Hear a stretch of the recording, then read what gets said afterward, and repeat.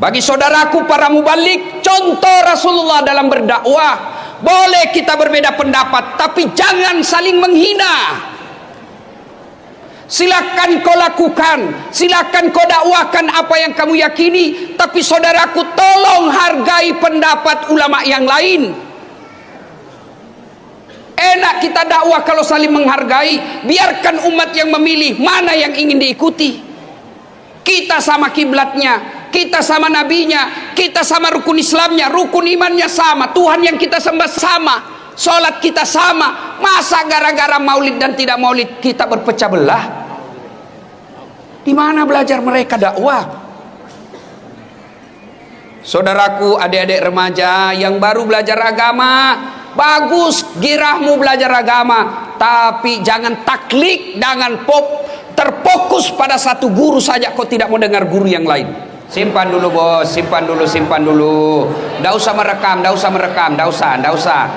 Kalau kau rekam, suaranya tidak jelas, gambarnya kabur. Tapi saya mau dokumen Ustadz, saya mau lihat nanti di rumah. Boleh, caranya gampang. Gimana? Buka YouTube, tulis nama Dasat Latif, Masjid An-Nur Riau, pasti muncul. Gambarnya jelas, suaranya jernih dan bagus, sudah diedit. Kalau kamu bikin siaran langsung, saya terancam. Kenapa? Nanti ada keseleo. Contoh guru kita Abdul Somad. Ditanyalah beliau, Tuan Guru, bagaimana hukumnya main catur? Beliau jawab, haram. Apabila azan berkomandan kamu masih main catur, dipotonglah itu azannya. Yang berkeliaran di medsos haram main catur. Marah seluruh pemain catur dari Sabang sampai Merauke. Saya juga ditanya, Ustadz Dasat, bagaimana hukumnya main catur? Saya jawab, haram. Kenapa bisa? Kau bunuh Perdana Menteri sama Raja.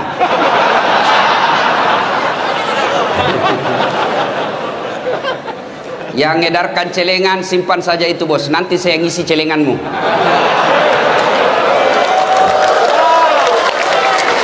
Simpan deh, tidak enak rasanya. Saya risih kalau saya lagi ceramah edarkan celengan, seolah-olah saya disawer. Simpan, ada Pak Gubernur yang sawer Dasat. Tenang, simpan saja dek, simpan, mengganggu konsentrasi ya.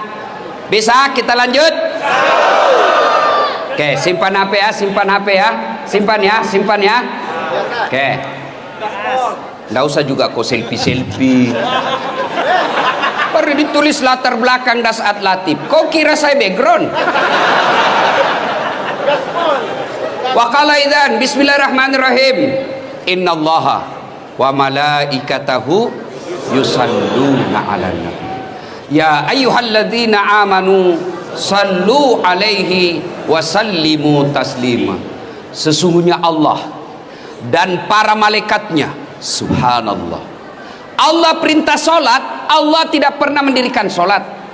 Allah perintah puasa, Allah tidak pernah menunaikan ibadah puasa. Tapi ketika Allah perintah kita berselawat, Allah berfirman, innallaha wa malaikatahu. Allah dan para malaikatnya bersalawat kepada Rasulullah Muhammad sallallahu alaihi wasallam. Maka wahai orang-orang yang beriman, bersalawatlah kalian kepada Rasulullah dengan sebaik-baik salawat. Jangan kau bersalawat sambil merokok. Salatul beleng-beleng. Jangan kau solawat sambil ngopi. Itu tidak haram, tapi bukanlah adab yang baik ketika mendoakan salawat kepada Rasulullah Muhammad sallallahu alaihi wasallam. Begitu dimuliakannya Rasulullah tadi, kita lihat prakteknya. Ketika bersalawat kepada Rasulullah, kita dianjurkan berdiri. Kenapa? Kita memuliakan manusia semulia-mulia manusia, yaitu Muhammad sallallahu alaihi wasallam.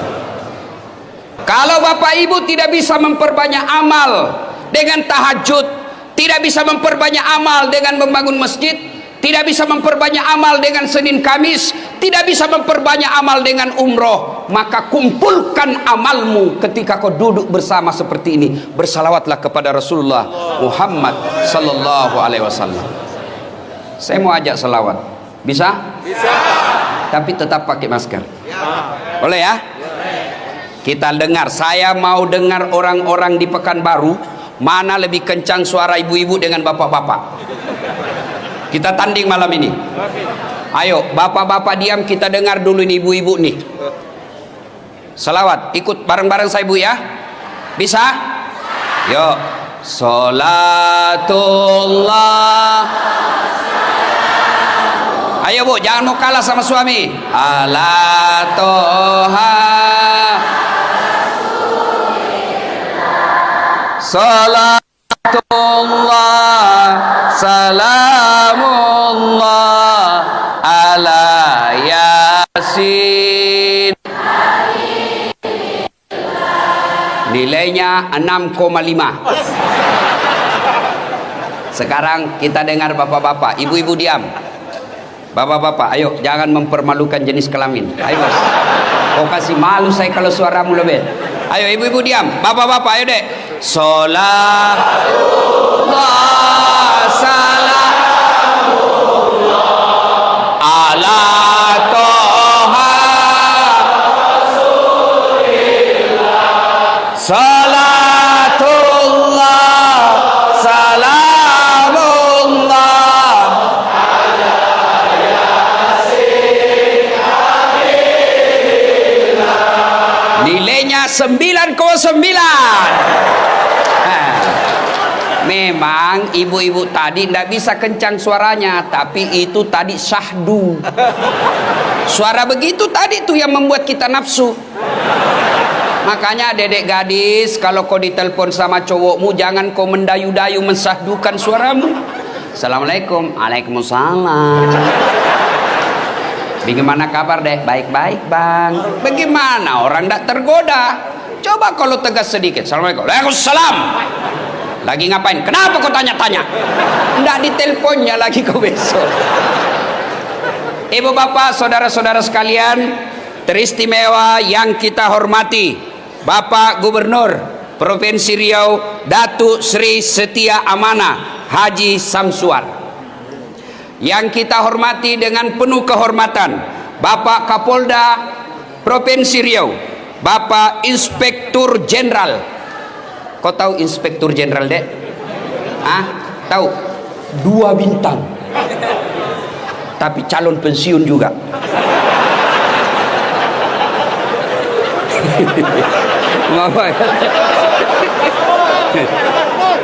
Gaspol, rem.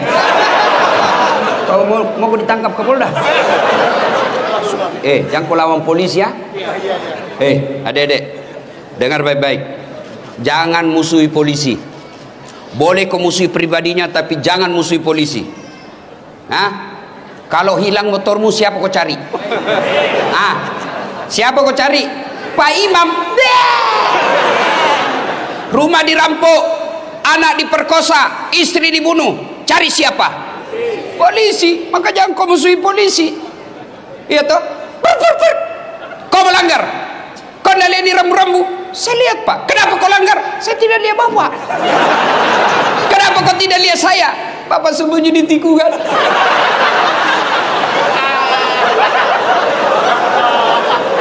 Itu polisi film India, bukan polisi Indonesia. Polisi Republik Indonesia. Lihat Kapolda kita hadir di tempat ini. Itu menunjukkan saya cinta kepada kalian masyarakatku. Ini penuh resiko hadir di tempat ini, mempertaruhkan jabatan. Tapi beliau katakan yang penting saya harus hadir sebagai penegak hukum di Provinsi Riau. Allahu Akbar. Aman saya sekarang.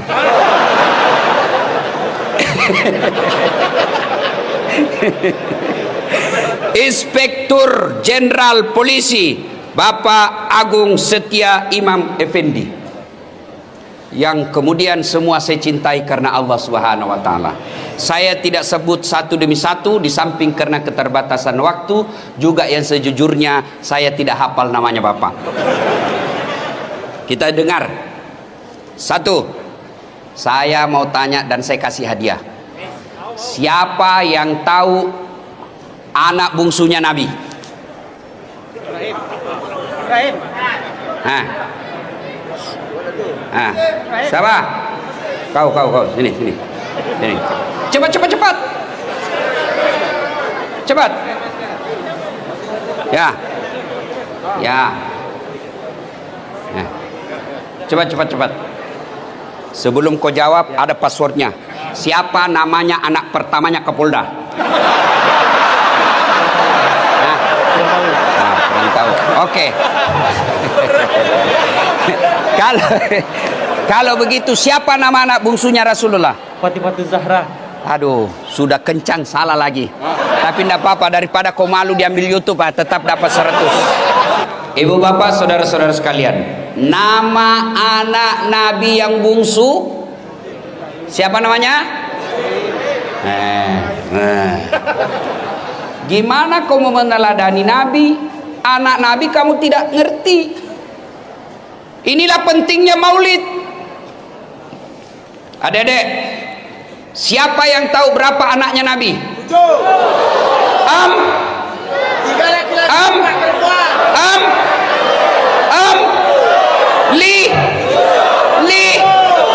Bingung.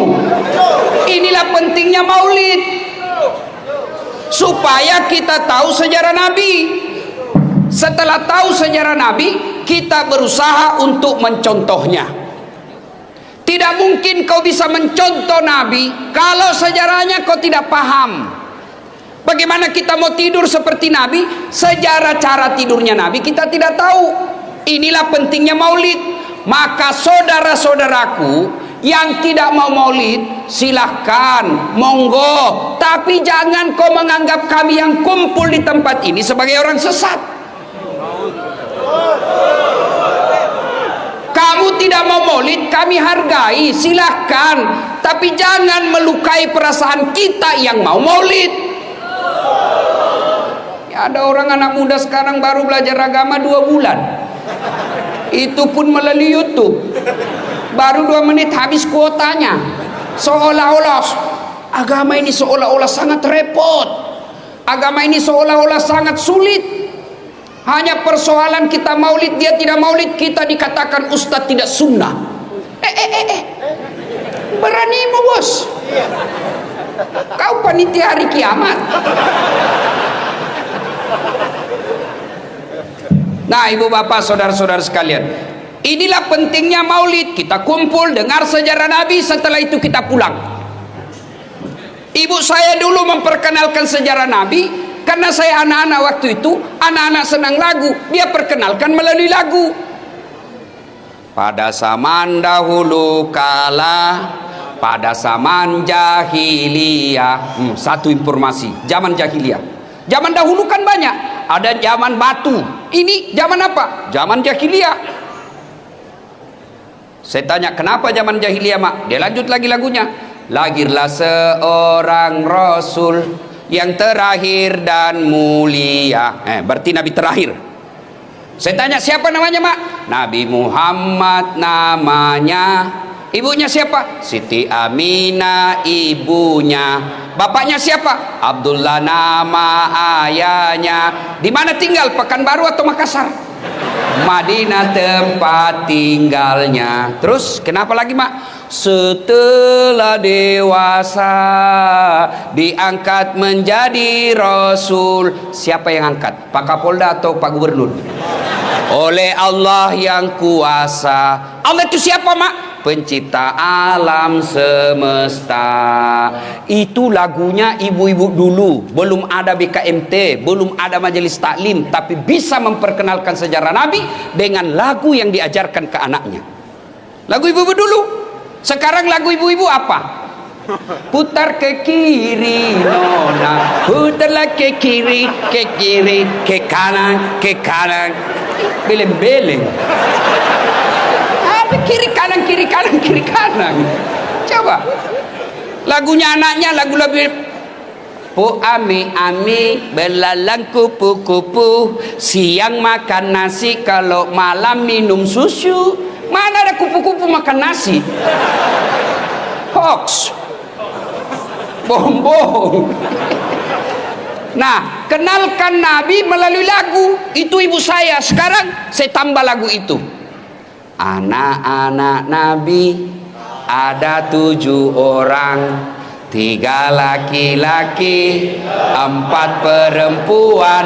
Pertama Qasim, Abdullah, Ibrahim, Zainab, Ruqayyah, Ummu Kalsum, Fatimah. Ibunya bernama Siti Aminah, ayahnya bernama Abdullah, kakeknya bernama Abdul Muthalib, pamannya bernama Abu Thalib. Baru kau tahu toh anaknya Nabi 7 dari lagu ini. Inilah hikmahnya maulid, supaya kita kembali mendengar sejarah Nabi, supaya kita minimal bisa tahu, berdoa supaya kita bisa teladani. Saya mau cerita tapi waktu terbatas, sedikit saja kisahnya. 1. Di Mekah Nabi diteror, baik teror mental maupun teror fisik. Sahabat-sahabatnya dibunuh. Maka orang pertama yang disiksa dan dibunuh mati syahid dalam Islam namanya Sumayyah. Dibunuh dia, diikat oleh Abu Lahab, lalu ditombak badannya. Kenapa ditombak badannya? Marah karena Abu Lahab bilang, Sumayyah, saya tahu kenapa kau bela sekali Muhammad. Muhammad kan agak kece, cakep-cakep. Ya, pasti kau suka Muhammad toh? Marah Sumayyah, dia kumpulkan seluruh air liur yang ada di mulutnya, lalu dia diludai raja waktu itu. Dia bangsawan terkenal itu Abu Lahab waktu itu. Abu Jahal, bang! Marah Abu Jahal, naik pitam, dia ambil tombak, dia tusuk badannya. Meninggal. Di depan Nabi para sahabat disiksanya, diteror secara mental, diteror secara fisik. Akhirnya Nabi memutuskan pergi, mudah-mudahan di Taif mendapat simpati dan pertolongan. Jalanlah dari Mekah ke Taif. Sampai di Taif apa yang diharapkan? Jauh panggang dari api. Nabi berharap ada simpati dari orang-orang Taif. Ternyata disambutnya Nabi dengan apa? Lemparan batu. Siapa yang melemparnya? Bukan orang anak-anak, bukan orang dewasa. Siapa yang melemparnya? Anak-anak kecil. Kalau orang dewasa sama dewasa kita merasa terhormat, satu letting kita. Tapi kalau kita dihina sama anak-anak, terhina sekali. Nabi dilempari, dikejar sampai robek pelipis beliau. Pada saat itu datang malaikat Jibril menawarkan bantuan.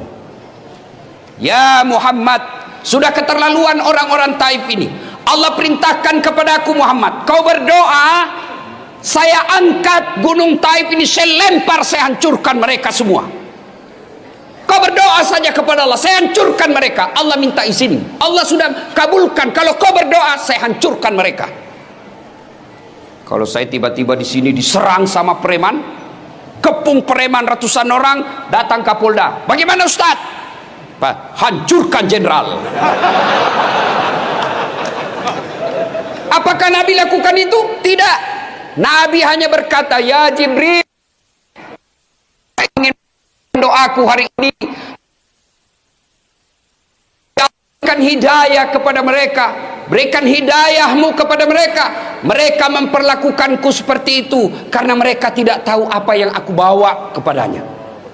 Kalau mereka tidak beriman kepadaku, yang sekarang mereka tidak beriman kepadaku, saya berdoa kepada Allah, mudah-mudahan anak cucu mereka nanti yang akan beriman kepadaku.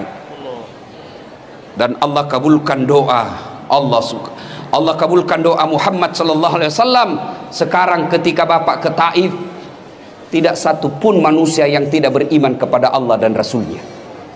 Padahal dulu melawan Nabi.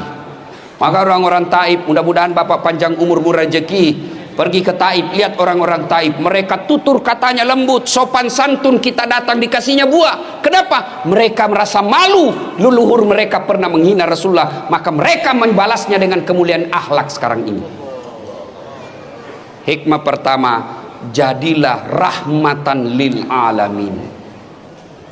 Bagi saudaraku para mubalik, contoh Rasulullah dalam berdakwah. Boleh kita berbeda pendapat, tapi jangan saling menghina. Silakan kau lakukan, silakan kau dakwakan apa yang kamu yakini, tapi saudaraku, tolong hargai pendapat ulama yang lain. Enak kita dakwah kalau saling menghargai. Biarkan umat yang memilih mana yang ingin diikuti. Kita sama kiblatnya, kita sama nabinya, kita sama rukun Islamnya, rukun imannya sama, Tuhan yang kita sembah sama, sholat kita sama. Masa gara-gara maulid dan tidak maulid kita berpecah belah? Di mana belajar mereka dakwah? Saudaraku, adik-adik remaja yang baru belajar agama, bagus girahmu belajar agama, tapi jangan taklid, jangan terfokus pada satu guru saja, kau tidak mau dengar guru yang lain. Maka sampai sekarang Pak Gubernur, saya tidak mau kalau ada yang membuat komunitas sahabat Dasat Latif, saya tolak. Kenapa? Kalau ada sahabat Dasat Latif berarti ada yang bukan sahabat saya. Kalian semua sahabat saya, non muslim pun sahabat saya. Kelemahan anak-anak remaja kita belajar, ketika sudah ada komunitas sahabat ustadz ini, maka dia tidak mau dengar ustadz yang lain. Adik-adikku, makin banyak guru yang kau dengar, makin luas wawasanmu. Makin luas wawasanmu, makin enak kau hidup. Dulu waktu saya kecil, kalau orang berbeda di masjid tidak ada ribut. Allahu Akbar. Subuh kunut, yang satu tidak kunut, yang satu kunut, yang di samping saya tidak kunut, saya tidak ribut. Saya cuma bilang dalam hati, oh Muhammadiyah. Selesai. Maka adik-adik sekalian, ketika kau mendapat konten-konten dakwah, apalagi yang di Instagram, yang 1 menit, 2 menit, kan tidak punya waktu untuk membahasnya secara detail, maka jangan kau berpendapat itu yang berbeda salah. Tidak. Contoh paling konkret, kata saya tidak makan, apa artinya? 1, saya tidak makan, lagi puasa. Saya tidak makan, alergi. Saya tidak makan, kenyang. Saya tidak makan, haram. Saya tidak makan, saya tidak suka. Sama kalimatnya, saya tidak makan, sama kalimatnya dimaknai oleh orang berbeda. Ada yang katakan haram, ada yang katakan kenyang, padahal sama kalimatnya. Begitu juga hadis. Hadis yang sampai kepada kita sama kalimatnya dimaknai oleh ahli tafsir hadis yang berbeda-beda. Kenapa berbeda-beda? Karena tidak ada foto, tidak ada video tutorial yang menjelaskan, maka mereka menafsirkannya berdasarkan informasi yang diterimanya. Saya tahu, kasih contoh. Dede, apa ini? Apa ini? Ibu-ibu, apa ini? Bingung toh? Di belakang. Apa? Ini kau tahu pena karena kau dekat. Tapi yang di belakang dia tidak tahu. Apa itu batang-batang? Apa salah? Tidak, cuma informasi yang sampai ke matanya tidak lengkap. Maka silakan laksanakan apa yang kamu yakini tanpa menghina orang yang berbeda dengan kamu, karena kesalahan yang dia lakukan kau tidak akan tanggung dunia akhirat. Selesai. Coba lihat Rasulullah, jangankan sesamanya muslim, orang yang melempari saja didoakan mudah-mudahan dapat hidayah. Maka saya kemarin ribut-ribut, saya tidak layani. Saya doakan saja, mudah-mudahan dia dapat hidayah. Biarkan netizen yang bertengkar. Ya. 2, Pak Gubernur, jadilah yang rahmatan lil alamin. Sudah pilgub selesai. Jangan ada dendam politik di pemerintah provinsi. Dulu pegawai kita yang tidak mendukung Pak Gub, biarkan dia dengan tidak dukungannya, tapi jangan dendam dan mutasi jauh-jauh ke sana.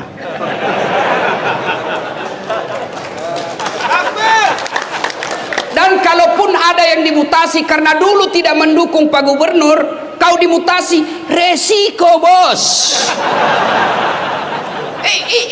Resiko. Kau dulu kepala dinas tapi salah dukung, non job, jadi staf ahli yang tidak ada stafnya. Maka kau sabar, kan sudah mau kau juga kepala dinas, kasih lagi gerbong gubernur baru. Tapi kalau dia orang baik, beriman kepada Allah, tidak peduli. Maka saudara, jadilah Islam yang rahmatan lil alamin. Itu kepada orang lain. Sekarang kepada keluarga. Oh, banyaknya orang 30 tahun suami istri hanya karena perkara WhatsApp salah masuk dimaki-maki suaminya. Memang kau pembohong. Tidak kusangka begitu. Kata suaminya, apa dek? Apa nih? Apa? Itu WhatsAppmu. WhatsApp yang mana? Itu. Ada lope-lope. Sayangku, jangan salah sangka. Ini salah kirim. Ini. Ibu-ibu semua, kalau sudah dapat kesalahan suaminya, tidak bisa dilupanya. Ini ibu-ibu nih, ahli sejarah semua ini, Pak.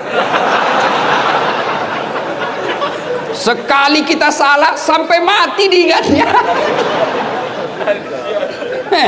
Tiba-tiba salah, dia ingat yang 10 tahun yang lalu, padahal sudah tuntas 10 tahun yang lalu. Ibu tahu enggak 10 tahun yang lalu? 2 periode. Masih diingatnya, itu dulu. Apa dulu, sekira sudah tuntas 10 tahun yang lalu. Akhirnya apa dia katakan? Ceraikan saya. Sudah punya anak 3. Berdarah-darah suami membangun rumah tangga, bikin rumah, cicil bertahun-tahun. Dibelikan mobil, dicicil bertahun-tahun. Lalu hanya karena WhatsApp tak kirim, dia lupa semua kebaikan suaminya. Ingat, dalam Islam tidak kita kenal kemarau setahun hilang oleh hujan sehari. Islam adalah agama pemaaf. Bagaimana kita mau menjadi rahmatan lil alamin bagi orang lain? Bagaimana kita mau memaafkan teman kerja? Bagaimana kita mau memaafkan tetangga kalau sama pasangan kita aja kita tidak punya rasa pemaaf? Maafkan. Salah suami, maafkan. Kalau tidak mau maafkan, ingat lagi anak-anak kita yang sudah pada mulai gadis. Tidak bisa saya maafkan Ustaz, sakit hatiku, dendam sekali saya Ustaz. Bukan dengan cara mempermalukannya, tapi mintalah pisah dengan baik-baik. Bu, Uy, mau masuk surga dengan gampang? Mau? Suruh suami kawin lagi.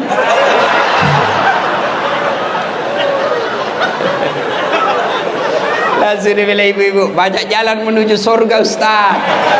Memang banyak, tapi macet. Salatullah salamullah ala toha Rasulillah.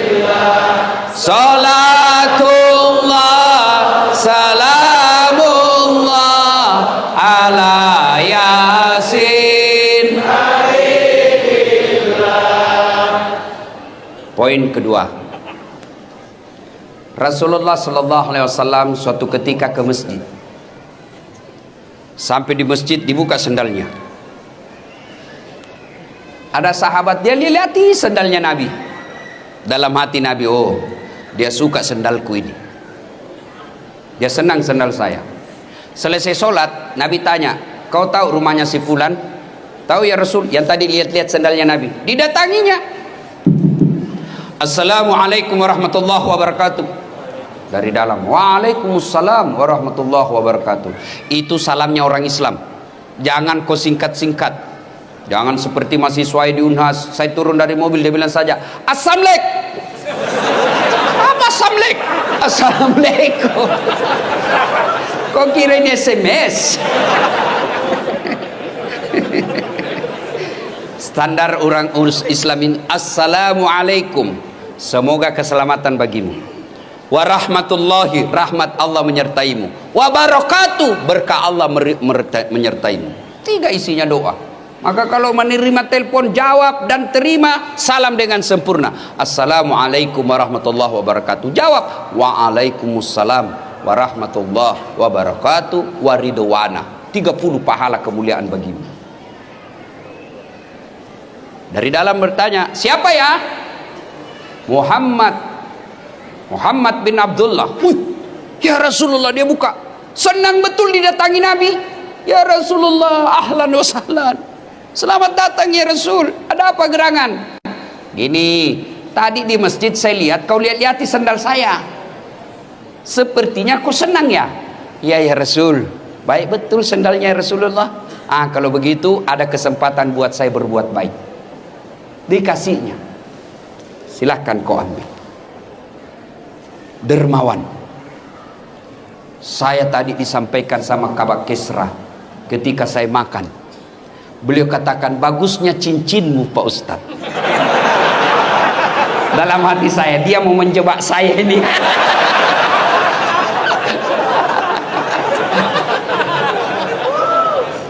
Bersedekahlah. Ustadz, kenapa rumah tangga saya kok tidak bisa tenang dalam rumah? Kamu pelit.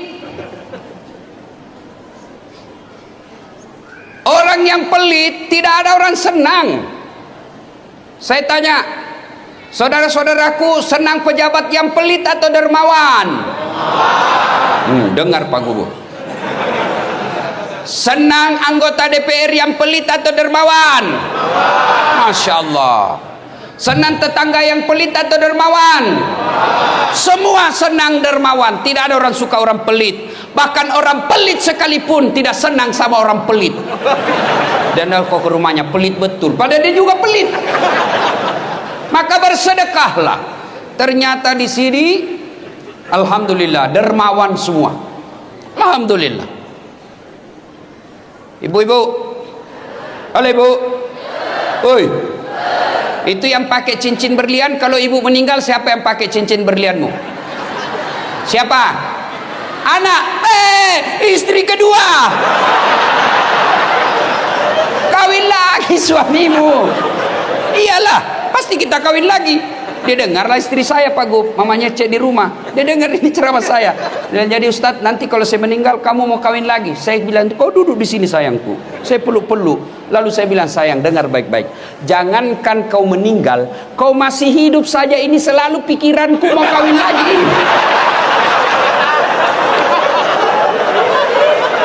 Bukan karena saya takut sama kamu, cuma saya takut ketinggalan follower. Ayo, ibu-ibu, emas berlian demi Allah, kalau ibu meninggal bukan ahli waris, istri kedua yang punya. Daripada dinikmati istri kedua, mending sedekah.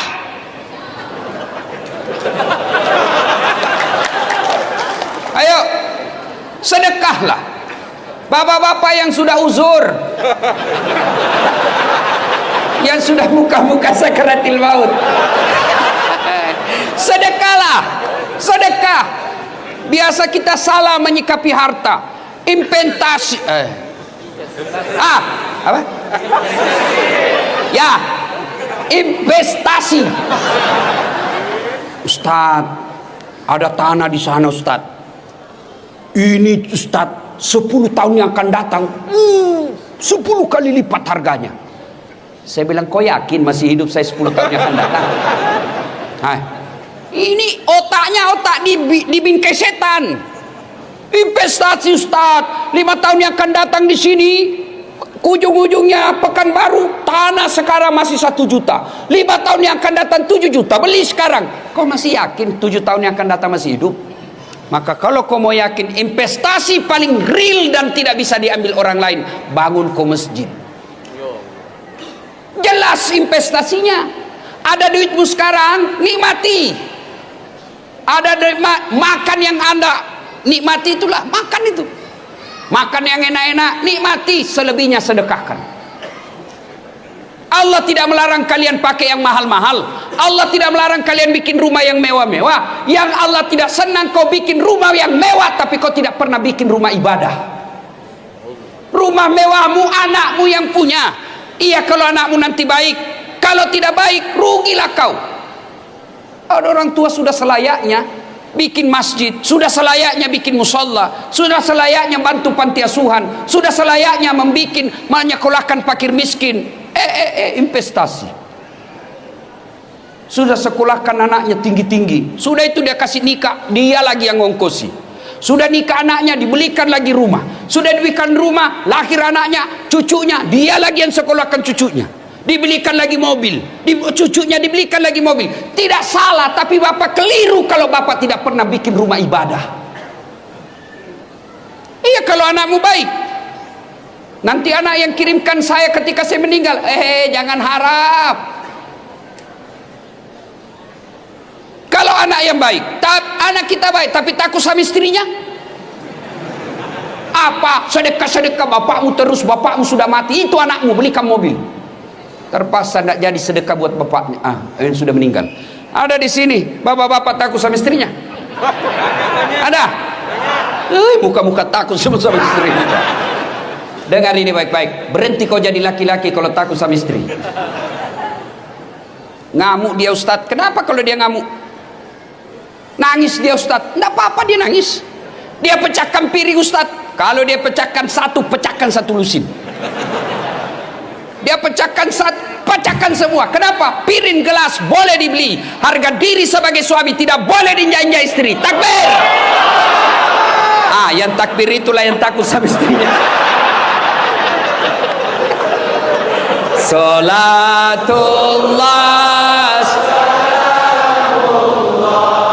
ala toha rasulillah, salatullah salamullah ala yasin.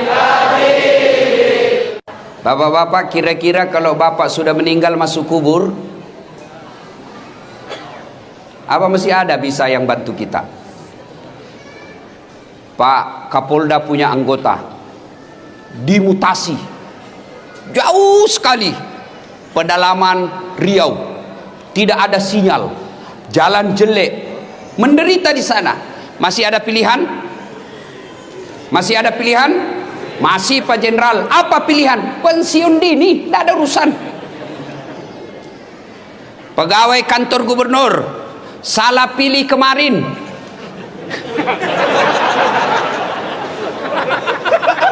dimutasi nonjol. Tadinya komandan Satpol PP, polisi setengah.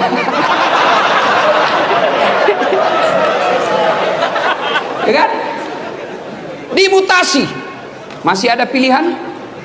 Masih. Apa pilihan? Tunggu 5 tahun selesai jabatannya. Tidak bisa menunggu. Masih ada pilihan. Apa pilihan? Pensiun. Minta pensiun. Selesai. Saya merantau dari Tanah Bugis ke bumi Lancang Kuning sini, ternyata tidak bisa cari nafkah dengan baik, menderita saya di sini. Masih ada pilihan? Apa? Pulang kampung. Masih ada pilihan. Dunia menderita kamu, masih ada pilihan. Tapi dengar saudaraku, demi Allah, begitu kau masuk kubur, senang tidak senang, tinggal kau di situ. Tidak boleh kau keluar lagi. Begitu kau keluar, lari satu kampung Pak. Dan pada saat itu tidak ada pilihan. Pilihan yang bisa menolong kita, sedekatun jariyah. Bersedekahlah. Gimana saya mau bersedekah Ustaz? Saya kan orang miskin. Sedekah saudaraku tidak selamanya duit. Sedekahnya Pak Gubernur, jangan kau selalu datang bawa proposal, nanti ditangkap KPK beliau. Apa sedekahnya Gubernur? Bikin perda yang mensejahterakan rakyat Provinsi Riau. Itu sedekahnya Pak Gubernur. Apa sedekahnya polisi? Jangan kau minta duit sama Kapolda, berapa gajinya? Apa sedekahnya Kapolda? Tertibkan lalu lintas, potong kepalanya itu anggota yang nakal, kata Kapolri, bukan saya, Kapolri. Ayo, sedekahnya polisi bukan dengan dikasihnya duit. Berapa kasihan duitnya gajinya polisi? Apa sedekahnya? Menjadi pelindung, pengayom dan pelayan masyarakat. Alhamdulillah, Kita senang perintah Kapolri sekarang yang berupaya membersihkan tubuh Polri secara intern. Kita doakan mudah-mudahan polisi Republik Indonesia semakin menjadi polisi yang presisi. Presisi. Kau tahu semua toh? Apa sedekahnya anggota dewan? Jangan kau tidur ketika rapat.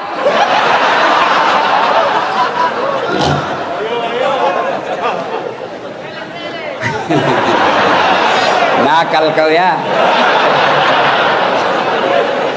Pak Gu, pernah dengar ceritanya anggota DPR di akhirat? Kan? Wow, masuklah ini anggota, ada penghafal Quran Pak Gu, masuk surga. Begitu masuk surga dilihat, kenapa banyak anggota dewan ini di surga? Di negara saya ditangkapi gara-gara korupsi. Dia datang protes sama malaikat penjaga surga. Malaikat, kenapa banyak anggota dewan di dalam sini? Di negara saya ditangkap mereka itu korupsi. Dia bilang penjaga surga, tidak usah ribut, ini cuma reses.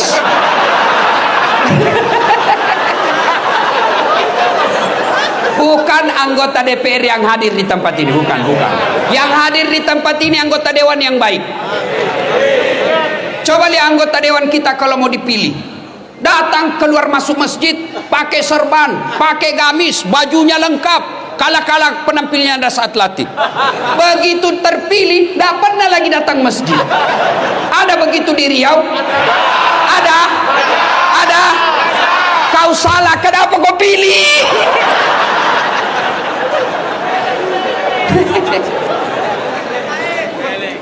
Ada lagi cerita di Pak Gu. Pak Kapolda, beberapa hari yang lalu saya ceramah di depan Pak Presiden di Kalimantan Selatan.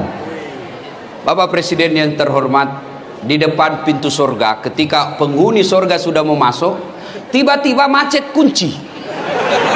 Macet kunci surga, tidak mau terbuka. Orang mau masuk, macet kunci. Malaikat coba, tidak bisa terbuka. Akhirnya malaikat balik.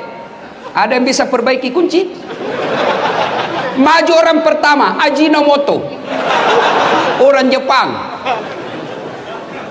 Saya bisa perbaiki, cuma saya minta ongkos 3 juta. Untuk apa 3 juta? 2 juta pergantian barang rusak, 1 juta biaya kerja.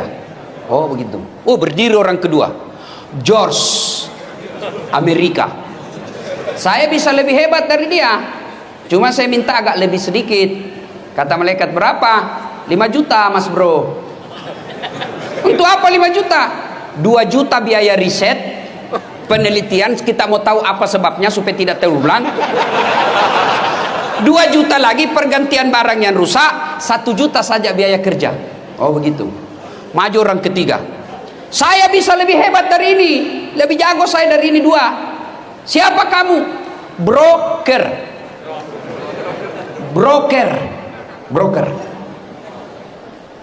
Saya minta 15 juta. Kenapa 15 juta?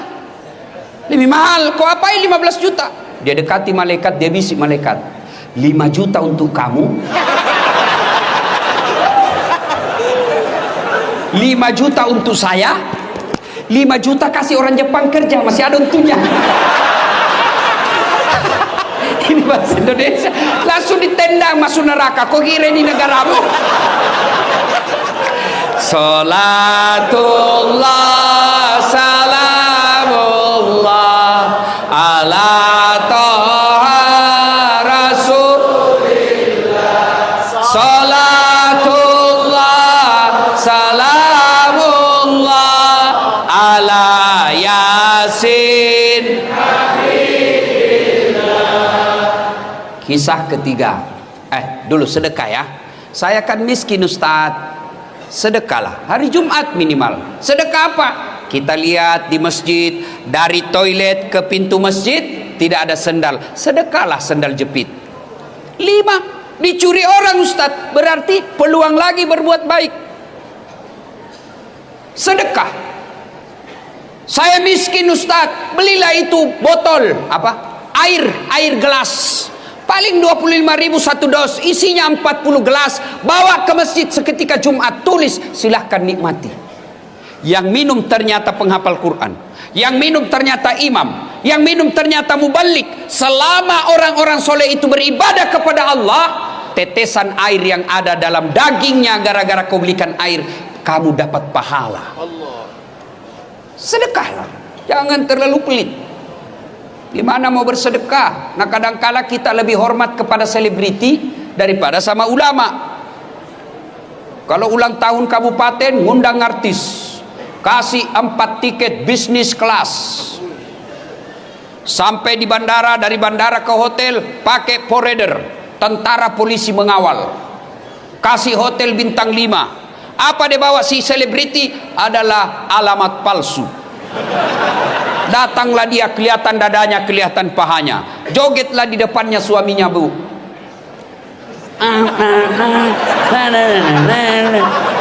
Enggak juga, dipegangnya kita pahanya, Pak, dikasih lihat-lihat saja. Pulang kasih uang 100 juta. Sampai di Jakarta dia pakai maksiat duit kita yang 100 juta itu. Begitu cara kita menghormati para seleb yang hanya datang hura-hura. Tapi begitu Bapak mengundang penghafal Quran datang, yasinan di rumah, datang baca yasin, barasanji di rumah, Bapak jemput, tidak, dikirimi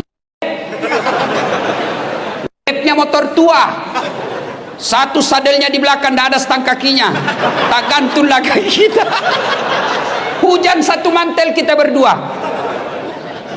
Sudah sampai dek, sedikit lagi Ustaz, tinggal 2 tikungan. Begitu 1 jam kita barasanji di dalam, sallallahu ala Muhammad, sallallahu alaihi sallallahu. Busa-busa sama ketek, Pak. Begitu mau pulang kasih duit 50.000, dikusuk-kusuk pula. Kata suaminya, masa kok cuma kasih 50.000? Apa dia bilang istrinya? Ya sudahlah, tambah pisang 2 sisir di situ. Kau ketawa karena kau begitu kelakuanmu.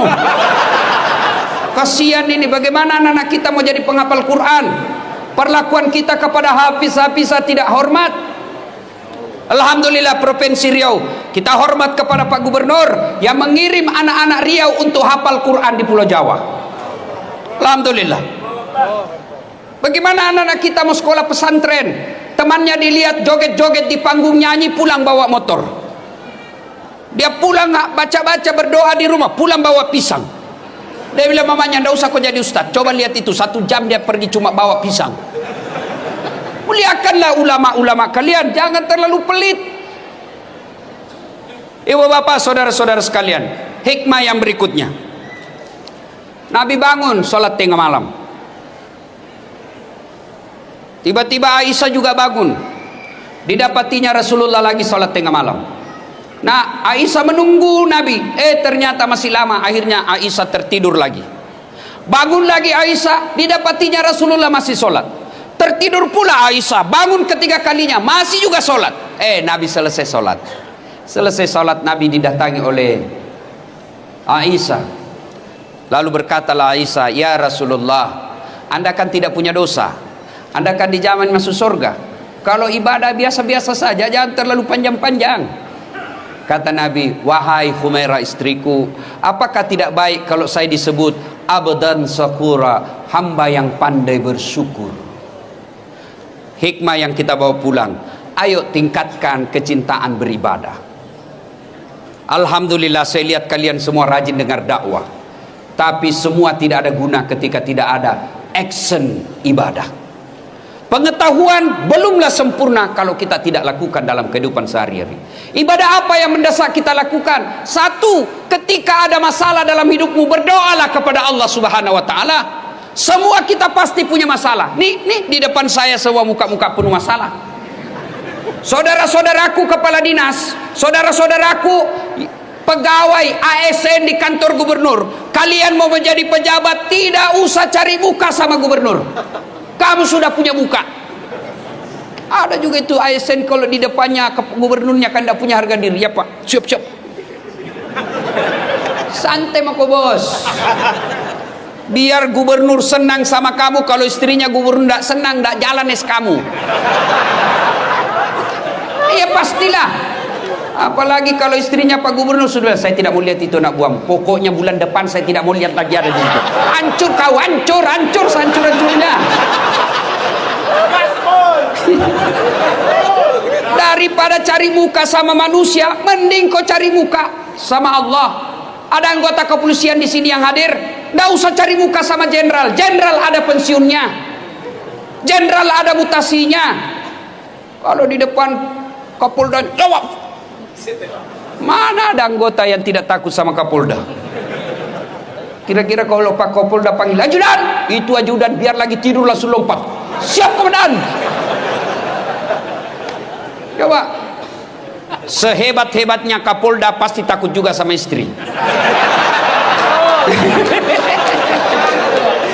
Mana ada polisi tidak takut sama istrinya? Tidak ada orang jago depan istri, Pak, termasuk Dasat Latif. Itu polisi, dia bilang polisi teman saya, sebenarnya kami ini Ustadz tidak takut sama istri, cuma istri selalu melapor sama istrinya komandan, dan komandan juga takut sama istrinya. Daripada kalian cari muka sama gubernurmu, cari muka sama kapoldamu, sama danremmu, sama sekdamu, lebih baik kau cari muka kepada Allah. Gimana caranya? Berdoalah kepada Allah, minta kepada Allah. Kalau Allah yang kabulkan doamu, tidak ada artinya kekuatan manusia. Saudaraku, kau mau sarjana, sudah sarjana mau cari kerja, jangan nyogok. Kau demo kiri kanan, jangan korupsi. Begitu kau sarjana mau jadi pegawai, kau nyogok. Apa hebatnya pegawai negeri? Nyogok kalian 100 juta mau jadi polisi, sampai 300 juta, sampai pensiun kau tidak bisa kembalikan uangmu itu. Mana ada pegawai negeri tidak ada utangnya di koperasi? Tunjukkan saya. Kenapa kau tahu? Saya juga pegawai negeri. Udahlah. Kau sarjana tidak harus jadi pegawai negeri. Kau sarjana tidak harus jadi polisi, tidak harus jadi ASN. Kau jadi pengusaha, kau jadi anggota DPR pun boleh. Adik-adik yang sarjana, kau pulang kampung, masa kau tidak bisa dapat di kabupatenmu 1.500 suara? 1.500 suara, insya Allah kau duduk di DPR. Perbaiki negaramu, jadi anggota DPR yang jujur.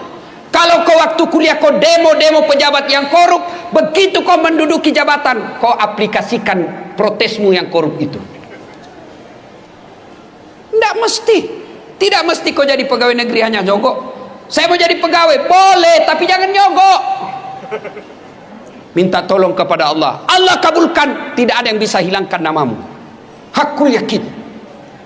Saya punya pengalaman, dulu dihilangkan berkas saya, alhamdulillah terpilih juga kalau Allah yang mau. Tak ada yang mustahil di sisi Allah. Berdoa kepada Allah, sudah berdoa, belajar, tidak lulus, percaya yang kau tempuh itu, yang kau minta itu tidak baik buat kamu. Tamat SMA saya daftar Rakabri, tidak lulus. Kenapa? Ceper. Tidak cukup tinggiku. Saya protes, ya Allah, kenapa kau lahirkan saya dalam keadaan pendek? Kau tidak rugi jadi Tuhan kalau kau tambah 2 senti saja. Teman saya lulus, Pak. Sekarang dia polisi reserse di Polda Sulbar, Sulawesi Barat. Pangkatnya 1 bunga, kompol. Saya lulus jadi ustadz, pakai baret putih, dia pakai baret merah. Alhamdulillah dengan baret putih yang saya pakai, mulai baret hitam sampai baret merah, ku caramai kau semua. Termasuk Jenderal Bintang 2 malam ini ku caramai. Maka saudaraku yang tamat sarjana, kau ikuti proses penerimaan ASN, tapi jangan kau sogok. Cintai dirimu, cintai negerimu dengan tidak terlibat sogok menyogok. Kalian marah kalau ada pejabat korup, kalian marah kalau ada gubernur korup, kalian marah kalau ada anggota DPR korup, tapi kalian terima sogoknya ketika mau dipilih. Kalau kalian mau membutuhkan pemimpin yang bersih, jangan kau terima uang sogok. Coba kalau kalian mau, tidak ada biaya politik yang mahal, tidak ada beli partai, tidak beli kursi, tidak ada tim sukses, maka semua anak-anak Provinsi Riau yang cerdas bidang pertanian, yang cerdas bidang pertandangan, yang cerdas bidang kesehatan, mereka berlomba-lomba menjadi pejabat-pejabat yang cerdas dan bersih. Maka membersihkan negara kita ini, bermulalah kalian jangan terima uang pilkada. Kalian juga calon pemimpin, jangan kau sogok rakyatmu. Kalau rakyat tidak mau menerima sogok, pejabat yang mau jadi pejabat lagi tidak menyogok, maka terbentuklah sistem pemerintahan yang bersih, yang insya Allah rakyat ikut menikmatinya. Kalau kau minta 300.000, satu kali aja makan coto sop saudara Bugis Makassar habis. Begitu mereka tidak datang lagi melihatmu, kau bilang, kenapa ini anggota DPR tidak pernah lagi datang? Dia bilang apa? Untuk apa saya datang? Saya sudah bayar kau 300.000. Nah, ibu bapak, saudara-saudara sekalian, berdoalah. Berdoa. Ibu-ibu ada masalah dalam rumah tangga, berdoa. Adik-adik mau kuliah, mau kerja, berdoa kepada Allah. Dan berdoa tidak harus bahasa Arab. Berdoalah. Ud'uni astajib lakum, kata Allah. Berdoa kepadaku pasti saya kabulkan. Itu janji Allah. Maka begitu kalian menghadapi masalah dalam hidup ini, berdoalah seperti yang dicontohkan oleh Rasulullah Muhammad sallallahu alaihi wasallam.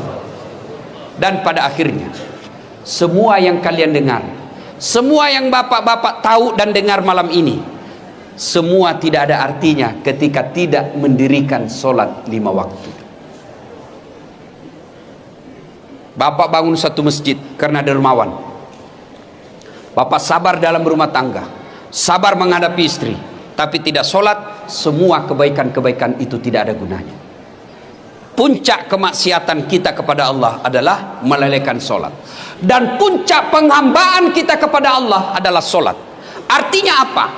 Orang kalau ibadah yang lain boleh kegiatan lain. Bapak puasa sambil nunggu buka puasa, boleh sambil menyanyi. Ada istri di samping, bapak nunggu buka puasa, boleh sambil menyanyi. Bila kamu di sisiku, hati rasa syahdu. Batal puasa? Tidak.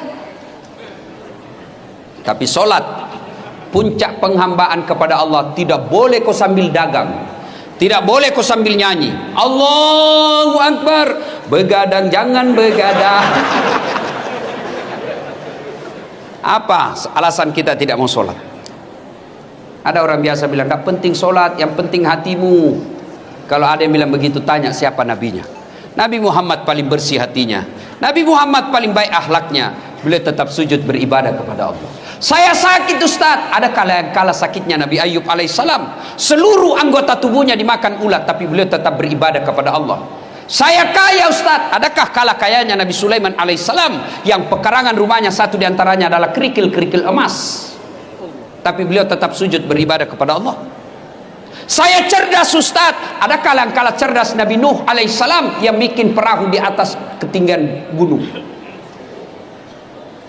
Beliau semua manusia pilihan tetap sujud beribadah kepada Allah. Saya tidak bisa kena air Ustaz, boleh Allah kasih toleransi, Allah kasih keringanan, silahkan kau tayamum. Saya dalam perjalanan Ustaz, silahkan kau sholat di atas mobil, tidak tahu kiblatnya Ustaz, mengarah kemana saja, boleh. Saya di atas perahu Ustaz, boleh. Kiblatnya di mana? Lihat matahari terbenam, sudah lihat Allahu Akbar, matahari terbenam, tiba-tiba perahu goyang, tidak usah juga kau goyang-goyang lagi begini. Apa lagi? Saya tidak bisa berdiri, Allah kasih keringanan, silakan kau duduk. Tidak bisa duduk, baring, tidak bisa baring, salat pakai isyarat. Allahu Akbar, sami Allahu liman hamidah, Allahu Akbar, boleh. Tidak bisa juga salat dalam hati. Masih tidak bisa, bungkus kain putih, bawa dikubur. Ibu bapak, saudara-saudara sekalian, dan pada akhirnya mari mencintai Rasulullah. Bermula dari kecintaan kita berselawat kepada Rasulullah Muhammad sallallahu alaihi wasallam. Banyak yang ingin kita uraikan, tapi waktu yang terbatas. Terima kasih Pak Gubernur atas undangannya. Luar biasa Pak Gubernur. Biasanya gubernur itu kalau undang, saya mau tanggal sekian, kalau tidak bisa tanggal sekian tidak usah. Tapi Pak Gubernur beliau katakan kepada Pak Zul, kalau Kabak Kesra, terserah waktunya Pak Ustadz. Alhamdulillah. Mudah-mudahan Provinsi Riau di bawah kepemimpinan Bapak Gubernur, Allah murahkan Allah mudahkan masyarakat mencari nafkah. Allah tingkatkan keimanan masyarakatnya. Dan pemuda-pemudanya menjadi generasi harapan bangsa. Membela agama Allah dengan mencintai negerinya.